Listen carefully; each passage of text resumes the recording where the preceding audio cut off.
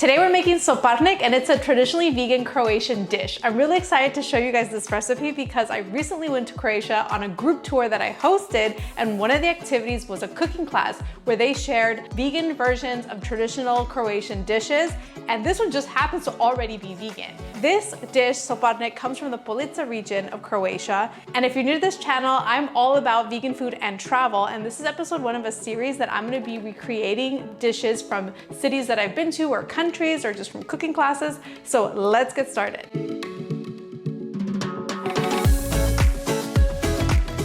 What I love about this dish is that there's so many greens. As you can see, the main star is Swiss chard and parsley and onion, and some people do white onion. So you want to start off, of course, by washing all your greens. So once they're all washed, you're going to want to set them out to dry because you're not going to saute these greens. So you want them nice and dry because you don't want it to affect the dough. So we're going to start with about 4 cups of flour. Then we're going to add a teaspoon of salt.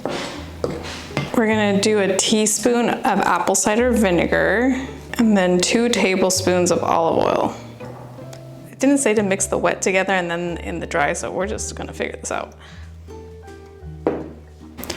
Gonna mix this in and then gradually add the water.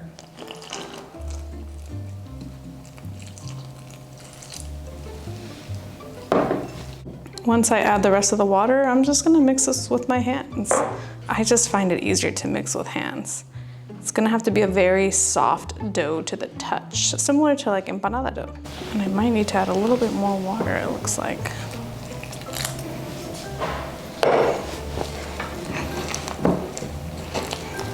Then you want to knead it. If it's slightly sticky, it's okay, just add more flour.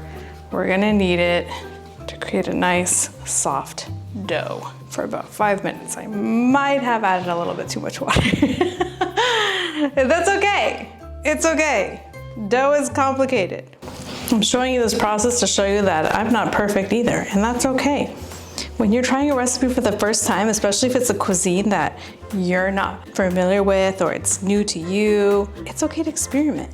And I think we're ready. See, when you touch it, it springs back and it doesn't stick. Yeah! Now we're just gonna cover it up with some cling wrap and let it rest for about 30 minutes. In the meantime, we're gonna chop up our veggies.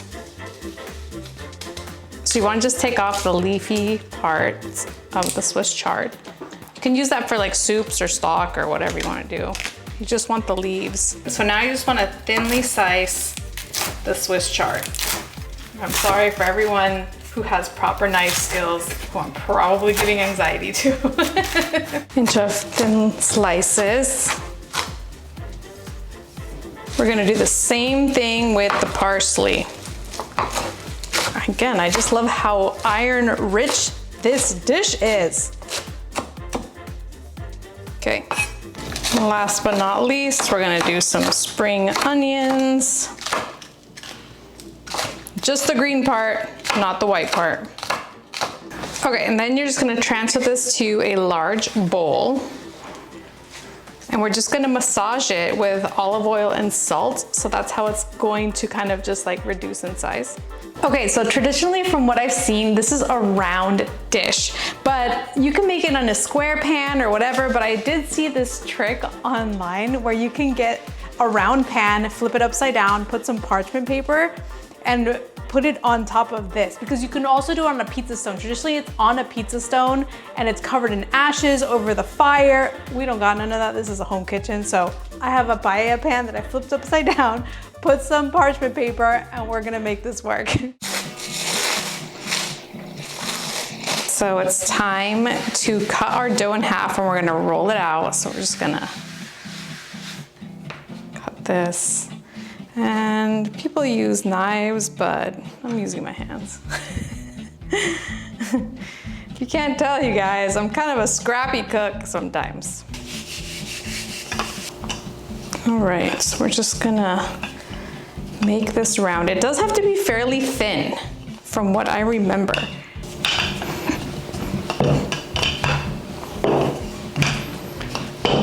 Just gonna keep flipping it. This isn't looking like a circle, but we're gonna make it a circle. So I'm gonna lay this across. Oh, and of course it got stuck. Okay, so I've laid it across and it's gonna be round. And if you have excess dough like this, that's okay. You just cut it off. If you see that the side seems too thin, you could just use that extra dough and put it on that side. Now I'm gonna layer my greens. Just move it a little bit to the edge. You can taste it for salt at this point to see if you want to add a little more. This smells so good. Look how green this is. I love leafy green foods. So now I'm just gonna roll the other dough. I'm gonna see if I can make this one more into a circle. Something I think is great about dishes like this that are traditionally vegan is that you can explore different countries and kind of travel through food even if you can't physically leave the city that you're in. And it allows you to connect with other people. The power of food is underestimated and underrated. Food is just a great way to connect with other people and understand more of their culture, where they come from. Like, everybody loves sitting around a table and talking about things they love to eat. I love it. I absolutely love everything about food. This one's coming out more like a circle. Okay, so now I'm gonna put it on top. Ooh. And it fits. Oh yeah. Yay to imperfections in cooking and still making it work. Everything else looks okay. And then you flute it up like a pie. If you've ever made pie, I'm gonna fold this first to make the layer, and then I'm gonna make it look nice. Don't worry, it's not gonna look this ugly. And then to flute it, you just wanna pinch and twist. Put one finger here, pinch and twist. One finger here, pinch and twist. At least that's how I think you do it.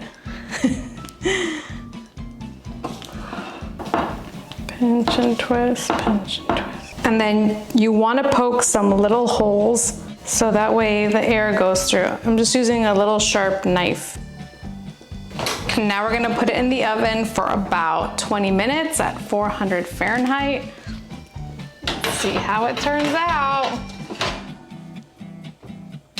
And now we wait. So the last thing you want to do is add some finely chopped garlic with some olive oil, because we're gonna add this to the top to make it look glossy. Oh, it's done.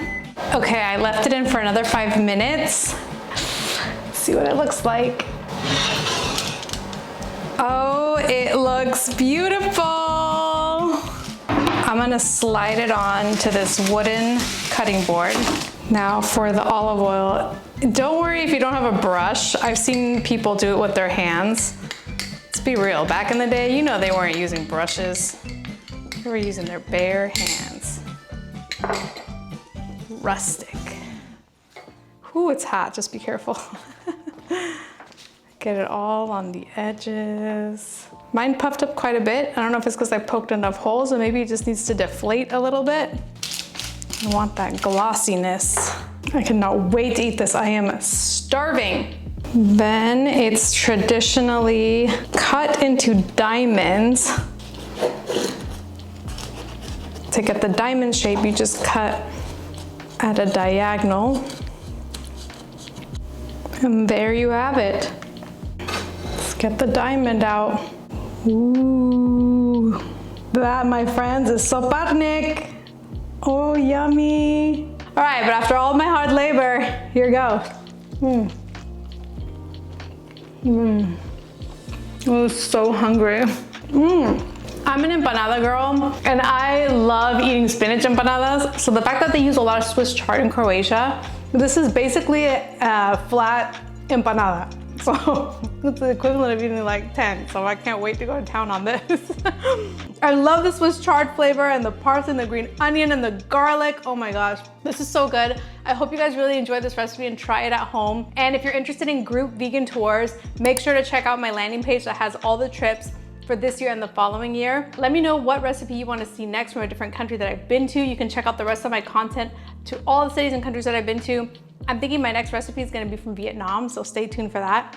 Make sure to hit the like button, subscribe, leave me a comment, check me out on Instagram, and I'll catch you guys later. Bye.